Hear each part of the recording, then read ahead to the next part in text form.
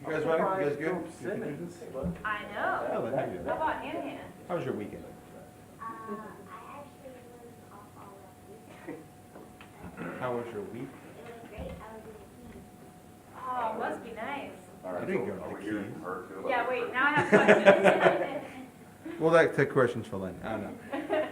All right, guys, we'll get started. Welcome to our Monday afternoon press conference. The Citadel will play at Sanford on October 28th. It's a 3 p.m. Eastern game, 2 p.m. local kick in Birmingham. And we're going to take questions for Coach Drayton. Coach? Hello, good afternoon, and good to be back in front of you after having a bye week. We spent our time doing self-scouts, self-studies, really taking a deep dive into who we are, what we can do to help ourselves at the moment. So that's how we spent our past week. Summer wants to lead us off. Sorry, you said one of the big emphasis on your bye week was going to be discipline. Did you all kind of work on that, and how exactly did you focus in on that with the guys? Yeah, well, discipline is who we are at the Citadel, and we live a disciplined lifestyle, and we have to have that discipline on the football field as well. Pre-snap fouls cannot happen. Combative fouls will happen, but just make sure we put an emphasis on that. One of the first things we did when we got here was basically teach the rules, and we needed to revisit that and make sure these guys understand fouls and how they can affect complementary football. So I feel really good about the time spent on that this week. In terms of trying to eliminate fouls, penalties, is that something you can fix in a week or two, or do you think that's more of a process? I think it's both. But here where we have set somewhat of a foundation, if you go back to the first game of the year, Georgia Southern, we didn't have any fouls. And then as the weeks went on, it crept up. So we have to continue to be disciplined every day. It's not a sometime thing. It's not a part-time thing. It's an all-the-time thing. And that's what makes it hard about being a cadet here, right? Because we ask young men to be great every day. Anybody can do it for 1 day, 2 days, 3 days. But to do it day in and day out, that's where the tough sledding begins. Yeah. Go ahead. One of the things you talked about discipline as well. You talked about kind of getting back to the basics. What about kind of getting back to the basics during the bye week? Yeah, so getting back to the basics, we want to get to back to who we are as a DNA. All right, and we're a triple option outfit, and we've kind of got away from that. A lot of gadgets, a lot of tricks, because we're drinking some of the Kool-Aid of, hey, we want success now, and the way you get it is through those chunk plays instead of getting back to the basics, who we are. We're still at 3.5 yards, cloud of dust, and keep snapping it over and over again. So you shorten the game, so now your defense doesn't have to play as much, and then you use your kicking game as a conduit between the two, and you have a recipe for success. And we got away from that. Well, what about for you personally? How did you spend Saturday? This past Saturday, believe it or not, I was in Green Bay, Wisconsin. Had the opportunity to spend some time with a few of my mentors before they got on the plane and take off to Denver. And it was good to be around those guys and to revisit some things that I even got away from. Such as they're telling me I'm too nice. Yeah. They're telling me I'm way too nice. And I need to get back to that guy that got to Green Bay, that got to Indianapolis, that got to Las Vegas. And it's not that you're a bad person, just matter of fact, which I've always been matter of fact. I always tell the truth. But then just holding people accountable, regardless of who the people are. Holding them accountable. So no more Mr. Nice Guy, is that what you're saying? No, I still got to be me, right? I still got to be me, but it was good to hear some of that because your friends tell you the truth, and I needed to hear the truth. What about the help and some guys possibly coming back this week that may have been out, kind of had a time to rest during the bye week? Yeah, we will not get anyone back who was out previous, but I will say we had very spirited practice on Sunday. The guys have fresh legs. It was important that we gave them time off. Their minds seemed to be clear, and we just have to grow together over this next month and focus on us and put out a brand of football that everybody can be happy with. You know, the thing that is lost in translation here is that win column, right? I truly believe we are a better team than what we've seen in the past. And it's evident in several categories. If you go through defense, offense, special teams, statistically, and anybody can pick out, a stat here and there, but it's across the board. Like, we are better statistically than what we've been in the past, but it hasn't resulted in that win column yet. And that's the bottom line. We have to get a win. You say statistically then some things are better. Do you think it's just been matchups or the way things have played out or not finishing games, or what's been kind of key then in not winning? It's been, believe it or not, it's been a little bit of everything. Every week is something different. So, part of being a head coach is being able to foreshadow, being able to see into the future, being able to put your team in a situation so that when they're on the football field, it's not the first time that they've seen it, and they've had reps and they've been able to practice. But I tell you, every single game has been something that we haven't had the opportunity to get to yet, or we haven't placed enough emphasis on because of time constraints with other things that held our time. Looking at Sanford this weekend, I know they're usually kind of more of an area team, but it seems like they're more balanced. It seems like they have a good running back. What are y'all expecting from them?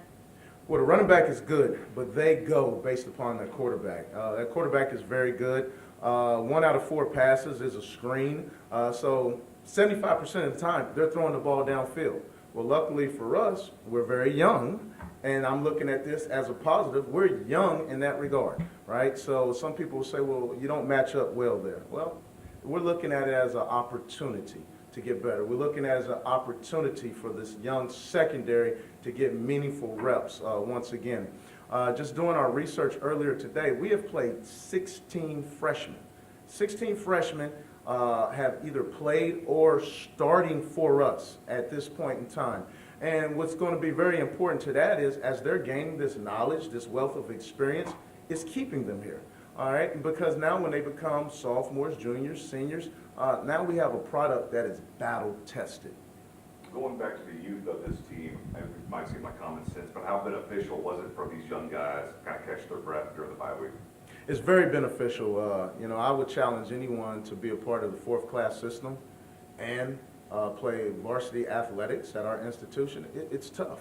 They have friends who are sleeping in and they get to do other things, but this is the road less travel, and that's what I have to remind them. Hey, you chose this. I didn't talk you into it. You said you wanted this. When we sat on your mother's couch, your father's couch, when we recruited you during the process, this is what you wanted because you wanted to choose the road less traveled. You want it to be different.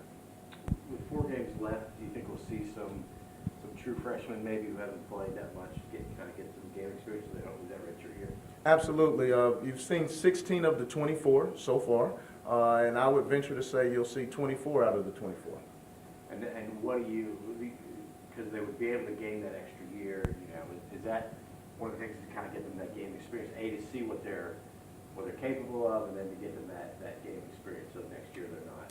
Absolutely, and it's more than just the game experience. It's the experience of game week meetings. It's the experience of the stress of knowing that you're going to play, that build up to the game. It's the experience of getting on a bus and taking 2 nights to get to Sanford and then getting back on the bus, coming back home and getting here in the middle of the night. And, oh yeah, by the way, coach wants you to meet up, a few hours later to get back to meetings, back to lifting, back to practice. So, that's the aspect that people don't factor in. A lot of times they just see Saturday, and it's a lot more than that. Of the freshmen in the last year recruiting class, who has stood out to you? Well, true freshman defensive back, Bradley Jones has been very, very good for us. Justin Priester, defensive back, has been very good for us. And the maturation process may not be as fast as we would like, but yet it's still happening. Romello Jones is doing a good job coming along now. Our freshman offensive lineman, and my dad always told me, be careful when you start naming, because you always leave someone out. But Darwin Murillo has been a mainstay for us, a constant offensive lineman as a freshman. And there's been a few more. Have you gotten what you hoped you'd get out of that freshman class so far? Well, obviously, I want more. I always want more, right? You set goals, and when you reach that goal, you set additional goals. So, truth of the matter is, and I told them this during the recruiting process, you're not going to reach the finish line this year, because as soon as we achieve a goal, I'm moving that line and we're starting another one. So, we're pleased with some of the movement, but it's not enough. We have to have more. In games like the Sanford one, I know veteran quarterback Chris Hatcher, obviously he's been there a long time, so he has these guys that have been on this team. Do you notice a difference in these kind of games with your freshmen compared to a team like this one? Absolutely. So this is what my freshmen do. As they do, because we give them assignments, right? So as they do their self-studies, our freshmen are going to look. They're going to see, wow, there's 44 transfers. Our freshmen are going to see 17 of them came from FBS. Mind you now, our freshmen are 17 and 18 years old. They're going to see that Sanford has, from a Power 5 conference, 6 guys from South Carolina, Kentucky, Alabama, Texas A&M, Tennessee, Ole Miss, Vanderbilt. Our freshmen are also going to see, by the way, they have 28 grads. 28 grads. 21 of those are transfers. Our freshmen are also going to see, because they were part of it, where we tried to take 2 graduates that committed to us, wanted to be with us, Devin Smith and Dante Pollard, who's on Sanford's roster now, playing for them, who at one time was going to be their teammate. So that's what our freshmen are going to see, and it does something to a young psyche. But that's what we're working on behind the scenes, and it's gotten better each week. Chris Hatcher, I know we ask you every week about the other team's head coach, but I know he comes from that Valdosta State kind of coaching tree. Do you know him? Have you ever worked with him? I've never worked with him, always held him in the highest regards. I think he has I know he's won a national championship. As a head coach, he's been to the playoffs 9 times, whether it be at the Division II level or at the FCS level. He's a journeyman coach who does it right. You can count on one hand, seasons that may not have been to his standard. He's what I call a double-digit coach, meaning any given year he can have his teams in double digits, record-wise. She was born in Birmingham. She's a big Stanford fan. Oh. That's quite all right. We all have our faults. I was born in Gainesville. At least you're a Bulldog. That's true, yeah, Bulldogs versus Bulldogs. I know he's coached with a lot of guys. Do you know guys? I think had Kirby Smart and Muschamp on his staff at one point. And stuff like that. Strong culture there. Strong culture. Once again, utmost respect for him and what he does. And he always puts together a good staff. Recruiting wise, they have taken people from I think it's about 23 states. They're in Mississippi in that JUCO system, where when I had the opportunity to coach at Southern Miss, those guys are the real deal. They can play, tough as nails, and they play the game the right way. So he's put together a good squad. I know seeing that success, I think he's been there a while, but what does that say just about the SoCon and the success, coaches can have there when they're there for a few years? Like, I think he's been there, 9, 10 years? 9 seasons. Yeah. What does that say about the success in the SoCon and what, the potential could be there? Well, I think the SoCon is truly back. I really do. There's been some down years. Matter of fact, the last time I was here, and some people may take offense to this, but the SoCon was not the same the last time I was here in 2014 and 15. Appalachian State had just left. Georgia Southern had just left. Furman happened to be down at the time. You had squads just entering into the Southern Conference. So it was not what it is today. Today reminds me of the Southern Conference in the 90s. It's a tough conference, and every single week you have to bring it. When you go on the recruiting trail now, what's the sales sell them Well, first, we sell them on our beloved institution, all right? Because this model here, this leadership model, it works. And if you're willing to trade what I call, or what we call 4 for 40, it can set you up for the rest of your life. But we also sell relationships, because that's what it's about. With all the young men I have recruited and who have graduated here from the Citadel, it wasn't a player-coach relationship. It became a family-ship. And because of that family-ship, now we're recruiting some of their sons. We're recruiting some of their friends and their neighbors. And it's not a buddy-buddy system because everybody understands this is a kid's game, but it has a king's ransom. And that king's ransom is we have to win ball games. So we sell the relationship. Their sons will be treated right. It will always be hard, but it will be fair. One of the things I've heard is that you make it actually, you try to give them every worst case scenario they can come up against to see if they could withstand that fourth class system. Is that part of what you do as well, and why do you do that? Yes, in the recruiting process, yeah, we don't hide anything. We give the worst story that you would ever hear or something that may be a misnomer, and we attack it full speed ahead. We attack it head on. Because if you tell fibs or you tell these guys the untruth, and then when they come here and they see that, they're going to leave. We will be good if we do not have attrition, right? We have to keep what we have. We want to be able to keep the guys that we're recruiting. And as they grow, as they mature, the Citadel has always been at its best, Citadel football, when we're playing with 4th and 5th year players, especially, too, when you had big running backs, i.e. the Everett Sands. I'll even use Dominique Allen when he played here. He played quarterback, but he was a running back. Anytime we had big backs, we had an opportunity to be successful. And with the current record that you have, you haven't had run into any issues about that, or has that been an issue at all? Attrition? No, with recruits. With recruits? No, not at all. Because, Is that surprising? well, let me tell you about the recruits. The high school level recruit right now is being bypassed due to the portal. So you take a neighboring school who has the opportunity to get a 3rd or a 4th year player who has snaps under his belt versus a high school kid that, has played well and has shown talent. That high school kid, he's getting overlooked due to the portal. So we will be able to get a higher grade high school young man, but then we have to have the ability to grow him. So it's important that they know everything about the school that we can give them. It's important that they understand that during this freshman year will be a little tough, but if you weather this storm and you stick with us, you'll bear the fruits of this labor that we're putting in. So no Al Davis stories about not having orange. No, we can't do that. It's so funny. When I was working with the Raiders, I used to share that story with Mark Davis, the current owner of the Raiders and Al's son, and he would just laugh. I guess because he knew it to be true. Coach, we appreciate your time. Thanks, Awesome. guys. Thank you, Coach. guys. Good luck. Oh, and congrats to our volleyball team, too. Awesome.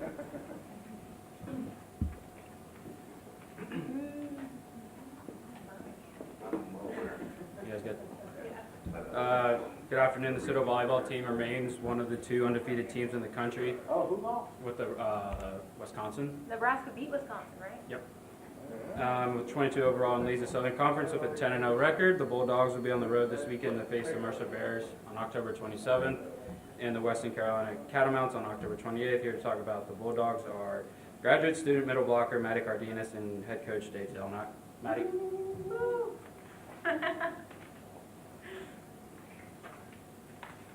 you know anything about Stanford? We talked with Allie in weeks past. I know obviously there's several weeks to go left in the season, but for right now, how can you describe kind of the run that you guys have been on? One at a time, if I had to put it in a few words. We're not focused on the run as a whole. We're focused on making sure that we can take care of the tournament at the end of the season. And in the meantime, we're trying to win games one at a time. We don't really focus too much on our record in the past, and we don't focus on trying to finish with a perfect season or anything like that. Just one opponent day by day. Going off that, what do you think has led to y'all's success? I know that y'all had success in the past, but what has led to the success this season? I think we've had a lot of talent, as well as a lot of people wanting to win this year. There's always been kind of a divide on the team between people that are eager to win and super competitive and people that are kind of just here to be here and here to wear a jersey and wear the Citadel on their chest. But this year I think everybody's very bought in and everyone's invested and wants to win just as bad as the next person. You know, everyone down to the end of our bench wants to win just as much as our starters do. Well, without looking at the schedule, Cullen, any idea how many matches that y'all been down 2-1 and have come back? 2 or 3. I guess just what is the, I don't know about mindset, but when you get down 2-1 like you were against Chattanooga on Saturday, kind of what is the mindset? Kind of how do y'all come back to kind of come away with the win? It's similar, I'd say, to our season mindset as a whole. You know, it's one at a time. You can't focus on the fifth set. When you're down 2-1, you got to focus on what's at hand. At Furman specifically, we were down 2-0, and I think they had match point 5, maybe 6 times. And at that point, it was just everyone needed to work hard, focus on that point. Even more specifically, not even focus on the set. It was that point. Every single time, reset, you start again, and you know, before you know it, your momentum starts to build up a little bit. I think we've done a great job at building our momentum at times that we need to, and just focusing on the play at hand and playing in the moment. I know y'all have had some 5-set thrillers now. Being at this point of your season still undefeated, do you feel like you're getting everyone's best effort now because everyone wants to be the team to knock y'all off? It definitely does feel like that. Absolutely. A lot of time, I'm used to, at least in my college career, looking at our conference and the teams in our conference and their record with one another. So comparing like teams that we're about to play this weekend to teams that we played last weekend and just kind of seeing how they match up with one another. But if I've learned anything this season, it's that those don't matter to us anymore this season. It doesn't matter if a team that we beat another team. It doesn't mean that we're not going to get, you know, everything that team has to offer us. So just knowing that we need to expect the best out of every team we're playing is a big part of our success, and knowing that no one's going to roll over and, you know, say, oh, well, the Citadel is doing really well right now, so they're probably just going to beat us. There's no team in our conference that's going to give us that. Go ahead. What did the chair umpire say to you Saturday? I think you got a little excited after your block. I did. I let my emotions consume me a little bit. I'm an extremely competitive person. I Dave was knows gonna say he's this. hiding over there. Yeah, Dave and I had a few talks since then. I let the moment consume me. I let my emotions consume me, and that was a very competitive team. That team liked to talk a lot, and it was real tight in that set. And I think it was Allie and I were up blocking together, and we had a good play. And I got very excited, and this girl had been kind of chirping at me a little bit too. So I think I stared at her and pointed at her or something like that. And the ref was cool. He called me over and he was like, you know why I brought you over here, right? And I said, yes, sir. And he was like, okay, you can't be doing that. You can't stare at her and point at her or whatever. And I said, okay, yes, sir. And he let me go. I asked Coach after the game if you guys should be nationally ranked. He laughed at me. Do you think you should be nationally ranked? No. Why? We're not beating teams that give us the credibility to be nationally ranked. If we were beating teams, you know, big schools like Texas or Arizona State, those teams that are ranked, then obviously we would be more than deserving of being up there. But as of right now, we're beating a bunch of teams that are on similar levels to us. And the SoCon, I don't know if the SoCon has ever had a ranked team before.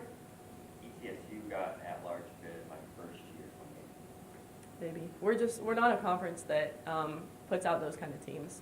So we could, you know, if we played 50 matches in a season, we could be 50-0, but if none of them were good enough teams, then it wouldn't really mean as much as we would like for it to, or enough for us to be ranked anyways. You'd like to be ranked.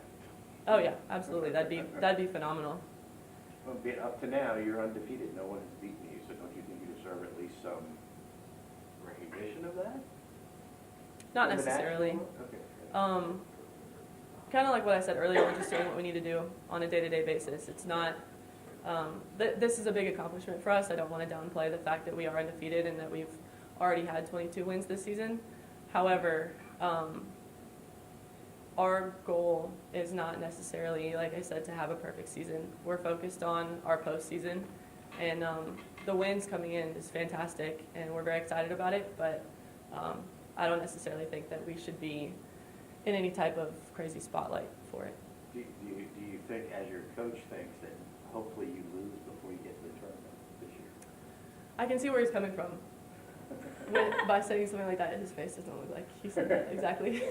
I know that so when we played Wofford at home, at the time, Wofford and us were the two best teams in the conference. And my outlook on the whole thing, and my teammates would back me up on this, I was going around telling them I hope that we lose the first or the second set, because I think that a loss, or at least coming close to a loss, like maybe what happened at Furman, is something that fires us up, and it wakes us up, and it makes us realize, like, oh, hey, we can't just fool around and still get wins. Like, we need to take everything very seriously. And sure enough, at Wofford, I think we either lost the first or the second, and then we came back and won the next two.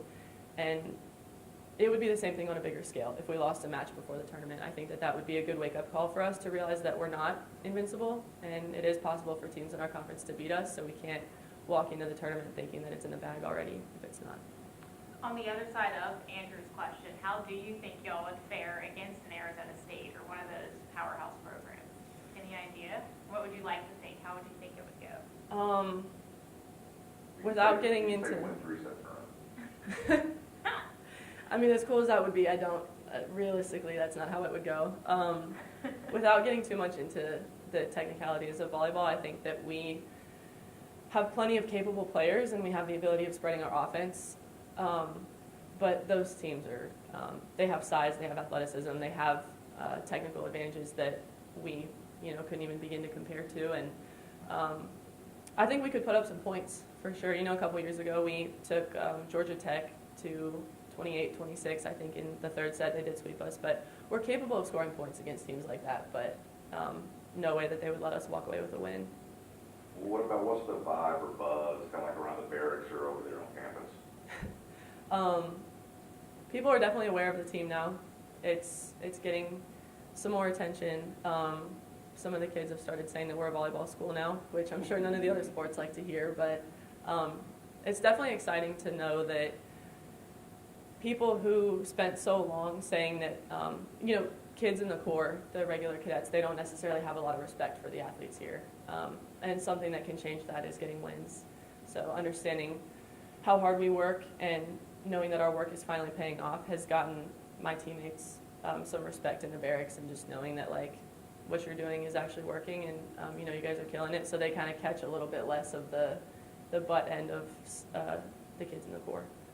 Are you surprised at all by the success or the record you'll have so far? Knowing what I know from the last 4 years, absolutely I am. When I showed up, we got 8th in the conference at the end of my first year, and we were pumped because we had tied the best that we had ever done. And we were in a 9-team conference. We finished 8th, and we were like, this is great. Like, we're moving up. We're going to do a little bit better next year. And then my sophomore year, I believe we finished 5th, which kept us 1 spot from the tournament, because that year they only took 4 for the tournament because of COVID.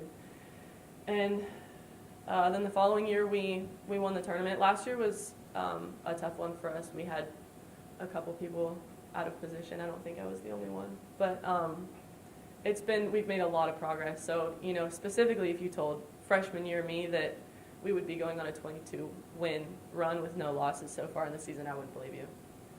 That's awesome. What does that say, though, just about this team and also knowing the legacy you could leave here, that people are going to talk about y'all's team for a while in this turnaround from your freshman year to now? Yeah, absolutely. That was one of Dave's big selling points for me when I was in high school and looking at the Citadel. He was turning the culture around on this team, and he was changing this team. And kind of like how I said earlier, when I got here, there wasn't a united, a common goal to win. It was kind of just like, no one ever took us seriously, so why would we even try to win? And through the last 4.5 years, it's been a slow battle, but it's gotten to the point now where everyone's on board, everyone has a common goal, everybody wants to win. And I think that it's been really cool to see that turnaround and how much the culture really has changed. We've gone from people who don't really care about the results of our matches to we're doing everything that we can outside of volleyball, outside the gym, to make sure that we can win.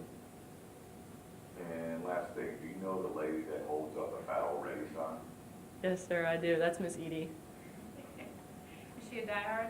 Oh my gosh, she's phenomenal. She traveled to some of our preseason tournaments. She traveled to Furman for our last away weekend, and then from Furman she went to ETSU to watch us play there as well, she is definitely our most loyal supporter. I was just telling my mom about her this morning. She's phenomenal. She's not like a family member of anyone? Nope. That's awesome. She's not related to anybody on the team. She just she started coming to our games probably 2 years ago, 2 or 3 years ago, and That's she would pop in every now and then. But this year has really been we've given her something to travel to and look forward to and make signs for, obviously. That's really cool. We appreciate your time. Yeah, Thank you so much. Dave?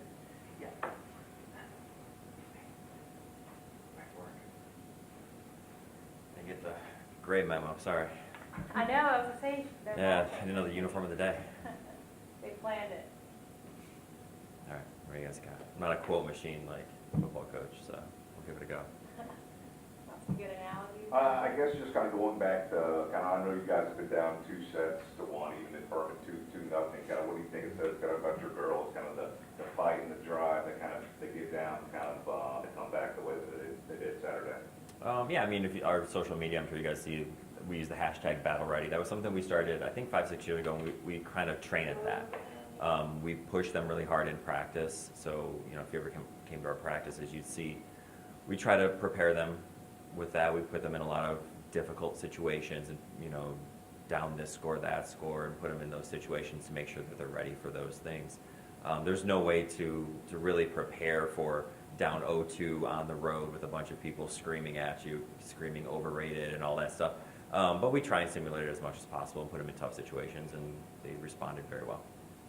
Ask Maddie this, but are you surprised at all by the success y'all have had? Or, I mean, is this kind of what you always expected here in terms of trusting this process? I mean, no one expects 22-0, but we knew we had put together a very talented team, more talented than the year that we wanted for sure, deeper bench, and just more people that, like she said, were going to be bought in.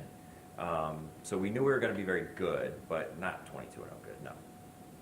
Did you feel like you would be one of the better teams in the SoCon this year going? Yes. Yeah. Yeah, we thought so. So when the rankings came out and they put us where it did, I'm not surprised that the coaches put us there, but we knew that that's not where we belonged. How do you feel that extra pressure now, knowing every week now you don't have a target on your back? Does it feel different? We know that there's a target for sure, and going into the game, we know that we're going to get people's best, but pressure to win, absolutely not. Again, it's not that we don't care if we win or lose, but we don't, because our goal is the end of the season. So we could lose this weekend, and it doesn't really matter. We have to win the SoCon tournament to go to the NCAA, because that is our program's goal is always that, is to go to the NCAA tournament. So regular season title would be great. We would love to hang that banner, but we want to go to the tournament. So if you win all your games, Sure. in the SoCon championship game, you lose in 5 sets, the 5th set, you still don't think you'd have a shot at going to the NCAA tournament? Selection committee is fickle, you know. They typically are RPI based. They do take some things into account the last couple of years, and you've seen some weird things happen. Maybe, I don't know. I'm not in that room. I know we talk a lot about Allie, and rightfully so, but I feel like every match, at least I've been to, I see a lot of different players being very successful, or there's someone else to talk about. What does that say about y'all's team and the versatility of, you know, how talented you are across the board? Yeah, every position we've got kids who can really hurt. So it's helpful that she draws a lot of attention, and sometimes it's by plan. You know, sometimes early on we're like, hey, let's get Allie the ball a whole bunch, because then they'll start pulling their block that direction. And then Maddie sometimes will have no block. And Belle's done a great job of distributing the ball, and she'll see that, you know, Maddie's wide open, Gina's wide open. I think Gina was hitting 800 at one point this weekend.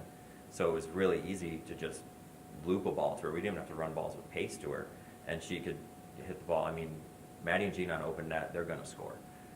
So sometimes it's Allie early, sometimes then the block moves back and they have to balance out, and then, you know, Allie on open net, no one is taking that ball. So yeah, we have a lot of kids who can hurt people. That's awesome. Do you see, I know a lot of coaches always say, you know, good teams are player-led teams. Do you see lots of leadership in this group this year too? I know Maddie kind of talked about that. Yeah, it's always been a player-led thing. You know, early on, it was a lot of coaching, but it was, you know, there's not a lot of leadership from me. It's more guidance. You know, there's not a lot of times where I'm like, hey, you have to do this. Even with the setter, like with play calling, like, hey, what do you think here? And then she'll tell me, and I'm like, maybe this, maybe that. But, you know, off the court, same thing. We'll have meetings where I said, maybe we should be thinking about this, but I never tell them what to do. I just kind of give them their options and say, this is probably what's going to happen if you do that, but I let them make their own choices. That's kind of a nice, unique feature of the Citadel is they're kind of taught some of that same stuff too. But yeah, I mean, you were at the game, you saw, not super animated, I'm not super controlling. I think that's, you know, in practice is where I do most of the coaching, and then hopefully I let them go out there and be creative and have a little bit of fun, and if it's not working, then I'll chime in a little bit. What do you think it means to your girls kind of be getting more respect on campus? I think it's good. They've earned it. You know, I think they earned it a couple years ago, and it was a bummer that they didn't get it then. You know, a lot of the comments were like, oh, we have a volleyball team? So that was kind of unfortunate, but I think, like Maddie said, more wins is better. I think maybe people thought it was a flash in the pan situation. Last year, like she kind of alluded to, we had a bit of an injury bug and a lot of people had to play out of position, so the wins didn't quite come, but we were still a really good team. It was just we had middles playing outside and everyone was just kind of all over the place. So, but again, people aren't super knowledgeable about the sport, so they don't really know. They're just like, oh, they're not getting wins. Well, yeah, but we're losing by 2 points with people playing out of position in a crazy system. If they knew more, they actually would have respected what we accomplished. But no, it's great that people are recognizing it and more people are coming to the game. And once people come to the game and they see how exciting it can be, they usually come back. And you talked about Allie, you've never been on the opposing end on one of her kills, have you? I don't play with them too much anymore. I'm a little aged, you know, but you know, her freshman, sophomore year, I'd get out there. Freshman year, you know, it was her and Shar, and I'd get out there and try and block them. And my hands didn't feel good. My arms hurt. She did injure one of our players last week. She does that sometimes. But it hurts. It definitely hurts when Allie hits you. It's not fun. The last practice of everyone's senior year, they do get a free shot at me. That's never fun. I can tell you that much. I put a helmet on when Shar got her swing, and I'll probably do the same for Allie. Coach, we appreciate your time. Thank you, guys. Thank you. Let us know when y'all do that so we can come watch it. I video